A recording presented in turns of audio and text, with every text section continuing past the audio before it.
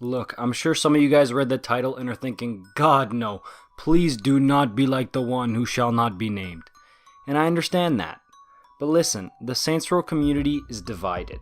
Not only with the old school and new school games, but also some want Volition to only focus on delivering a great single player story and experience, with co-op being as far as they go. I'm in this group, by the way. While others want a full-blown multiplayer. But listen, as much as we want Volition to give us a top quality Saints game, it'll be hard for them to not be tempted by the ridiculous amounts of money being made by their open world neighbor.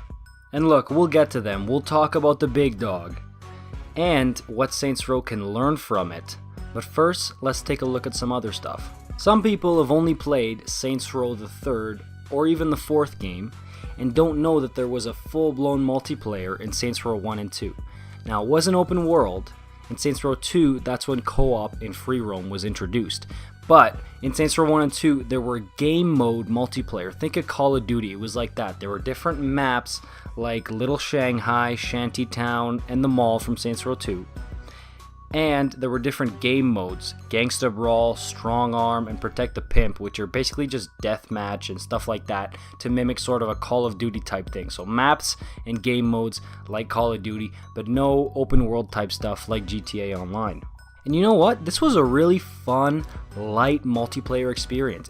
It was basically like a bonus to an already great game with the first and second one. So once you're done, playing co-op with your buddy, or even going through the single player by yourself and finishing the really emotional stories for Saints Row 1 and 2, you could go kick it with your buddies and play some party games and death matches and things like that, and running around the mall and doing that type of stuff. So it was a really fun, light add-on, and by no means did it rake in a shit ton of cash for Volition, but it was a cool little thing for them to add on to keep the community busy and playing the Saints Row game more and longer than they would have otherwise played.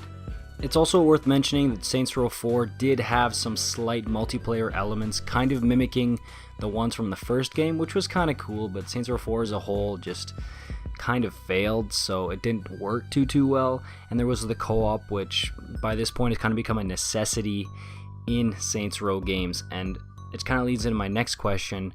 Is co-op all that the Saints Row franchise needs? Or should there be a GTA Online type multiplayer in the game? Listen, like I said, it is so hard for Volition to not sit there and want some of the piece of the pie that GTA has gotten with their online component. But at the same time, Saints Row isn't really known too much for multiplayer, especially a full-blown online experience. Like, that's a pain in the ass to create and to refine, so that would be a tough job for them. And they're known for just having their co-op, or I guess sometimes their multiplayer game modes, which to me might be as far as they should go, is just making some multiplayer game modes. Because if they did go the other route and try to do GTA Online 2.0, they would have to add some microtransactions, and they would have to do some of the stuff that GTA Online did, and it would definitely not help their case when people call them a GTA clone. It would not help if they tried to mimic GTA Online, be it for all the money in the world. But if they did have to follow that route and add like a Saints Row Online, because they couldn't ignore the gigantic financial monster that GTA Online is, I would just hope they wouldn't make it pay to win. If you're gonna have microtransactions, make it cosmetic stuff, make it like Johnny Gat's sunglasses or Pierce's jacket, something like that, and not pay to win. That's all that I ask, and I really don't hope it turns into what GTA Online has turned into, because it's not only a money monster, it's just a monster, period, in a bad way.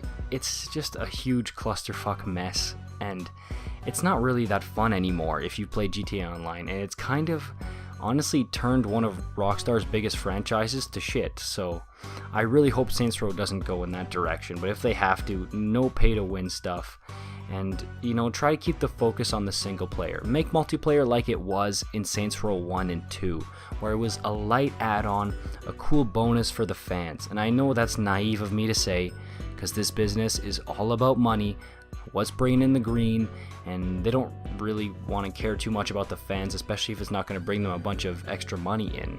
I don't know them, but that's just how business works. But my hope is that they deliver us a great single player story that we can do in co-op, and a cool little light multiplayer with game modes. And you know what, Volition, if you do that, you might be surprised at how the fans will support you, not only online, but in your bank account as well.